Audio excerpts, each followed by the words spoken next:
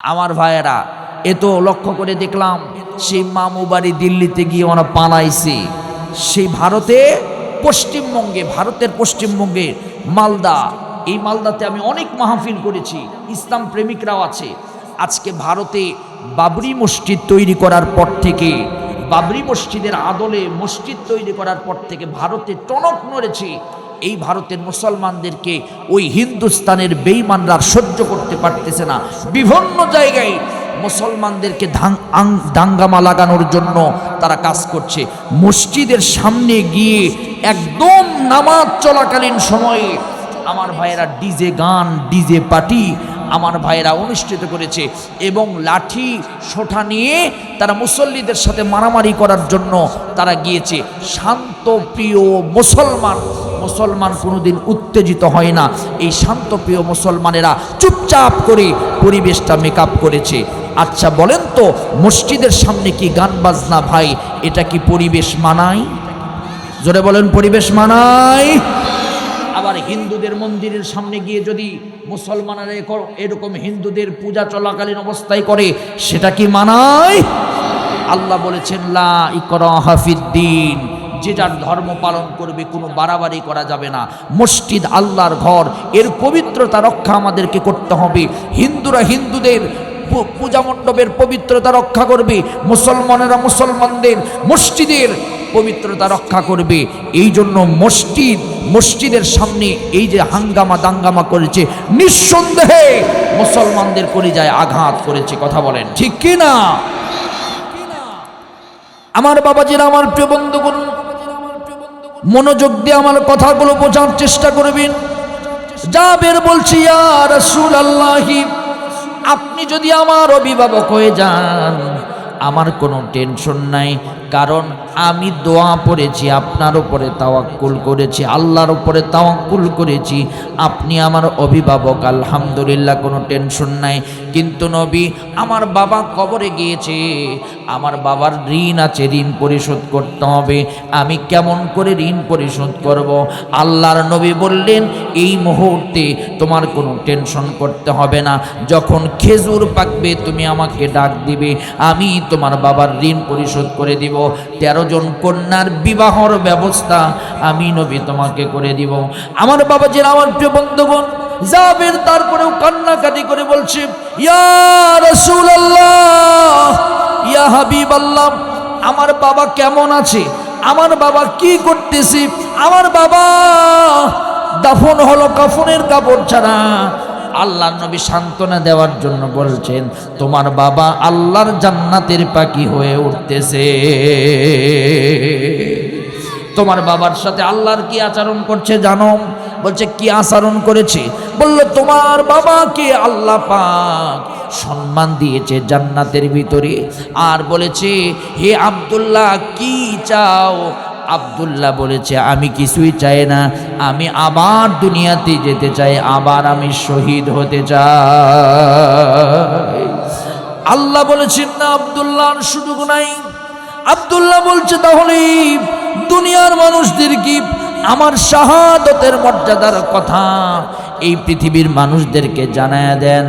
আল্লাহ পাক সূরা আলে ইমরানের 169 এবং 70 নম্বর আয়াত জানিয়ে দিলেন, ওয়ালা তাহসাবান্নাল্লাযীনা কুতিলু ফি সাবিলিল্লাহি আমওয়াত বাল আহইয়াউন ইনদা রাব্বিহিম ইউরযাকুন। এই দুনিয়ার মানুষ শোনো, শাহাদাতের মৃত্যু যারা বরণ করবে তারা কোনোদিন মরে না। সুবহানাল্লাহ বলেন। আমরাও কিন্তু মরতে চাই না। যদি না মরতে চাই, যদি দুনিয়াতে চিরস্থায়ী থাকতে চাই, তাহলে আমাদেরকে শাহাদাতের মৃত্যুবরণ করতে হবে। শাহাদাতের মৃত্যুবরণ করলে সেই মানুষটা দুনিয়া ছেড়ে মৃত্যুবরণ করে, কিন্তু আল্লাহ পাক কবরের ভিতরে তাকে জীবিত রেখে দেন। আল্লাহ পাক নিজেই তাকে আল্লাহর পক্ষ থেকে রিজিক দান করেন। ওয়ালা খাউফুন আলাইহিম, তাদের কোনো চিন্তা থাকবে না, তাদের কোনো টেনশন থাকবে না। আওয়াজ তুলে বলেন তো আমাদেরকে শাহাদতের মৃত্যুর জোরে বলেন দরকার আছে না না?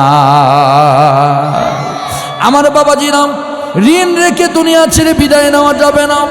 সেই কথা বলার জন্য এবার সংক্ষিপ্ত করে বলি, বিশ্ব নবী খেজুর পাকলো, আল্লাহ নবী জাবেরের বাড়িতে গেলেন, খেজুরগুলো উঠিয়ে নিয়ে আসলেন, বিসমিল্লাহ বলে খেজুরগুলো বিতরণ করলেন। যারা ঋণ পায় তাদেরকে ঋণ পরিশোধ করে দিলেন। আল্লাহ নবী 13টা কন্যা সন্তানের বিবাহর ব্যবস্থা করে দিলেন। দেওয়ার পর জাবেরকে বললেন, জাবের রে, এই কথা শোনো, যা খেজুর আছে এই খেজুর তুমি রেখে দাও। জাবের বলে, আমার কাছে যতটুকু খেজুর ছিল এই খেজুরটুকু দিয়ে কিন্তু ঋণ পরিশোধ হয় না। কিন্তু বিশ্বনবী বিসমিল্লাহ বলি এই খেজুরগুলো পারলেন, নবী বরকতের হাত দিয়া ঋণ বাবার পরিশোধ করে দিলেন। এরপরে আমি ওই খেজুরের পাত্রের ভিতরে হাত দিয়ে দেখি সেই পরিমাণ খেজুর, যেই পরিমাণ খেজুর আমার কাছে ছিল তার চাইতে বেশি খেজুর আমার নবী আমার জন্য রেখে দিয়েছে। জাবের বলছে, ইয়া রাসূলুল্লাহ, খেজুর যেহেতু আছে আমি আপনাকে একটা কথা বলি, নবী আমার বড় আফসোস হচ্ছে, আমার বাবা 3 জনকে এক কবরে দাফন করেছেন, কাফনের কাপড় পর্যন্ত পায়নি, আমার বাবার ঋণ পরিশোধ হয়েছে। এই মুহূর্তে বলতে চাই আমার বাবার এক টুকরা কাপড়ের ব্যবস্থা করে দিতে চাই। নবী বললেন, বাজার থেকে কাপড় কেনো। কাপড় কেনা হলো। আমার বাবাজিরাম সেই কাপড় নিয়ে আল্লাহ নবী উহুদের প্রান্তরে রওনা দিলেন। নিজে হাতে কবরটা খনন করলেন। খনন করার পর আমার নবী সাহাবীদেরকে বললেন, সাহাবীরা দেখো, এখন পর্যন্ত আমার সেই শহীদি বান্দাদের লাশ এখন পর্যন্ত তাজা আছে। যেখানে যার রক্ত যেমন অবস্থায় আছে তার রক্ত সে অবস্থায় যেন তাজা অবস্থায় আছে, সব চোখের পাওয়ারগুলো ঠিক আছে। আব্দুল্লাহর লাশটা আলাদা করে অন্য কবরে দাফন করে দিলে। আমার ভাইয়েরাম, 4 নাম্বার ভালো মৃত্যুর উপায় হলো পিতা মাতাকে সন্তুষ্ট করা। যারা পিতা মাতাকে সন্তুষ্ট করে দুনিয়া ছেড়ে বিদায় নিবে, আল্লাহ পাক তার মৃত্যুটা যেন ভালো মৃত্যু দান করবেন। কারণ রাসূল বলেছেন, রিদা রব্বি ফি রিদাল ওয়ালিদাইন ওয়া সাখাতা রব্বি ফি সাখাতাল ওয়ালিদাইন। যার পিতা মাতা সন্তুষ্ট, আল্লাহ তার উপরে সন্তুষ্ট। তাহলে আওয়াজ তুলে বলেন তো পিতা মাতাকে সন্তুষ্ট করার দরকার জোরে বলেন আছে না নাই? হাত তুলে বলেন আছে না নাই? আরো জোরে বলেন আছে না নাই? পিতা মাতাকে সন্তুষ্ট করতে হবে। আল্লাহ রাব্বুল আলামিন কোরআনে কারিমে বলেন, ওয়াকাদা রাব্বুকা আল্লা তা'বুদু ইল্লা ইয়াহু ওয়া বিল ওয়ালিদাইনি ইহসানা ইম্মা ইয়াবলুগান্না ইনদাকাল কিবারা আহাদুহুমা আও কিলাহুমা ফালা তাকুল লাহুমা উফফিন ওয়া লা তানহারহুমা ওয়া কুল লাহুমা قولا كريما واخفض لهما جناح الذل من الرحمة وقل رب ارحمهما كما ربياني صغيرا।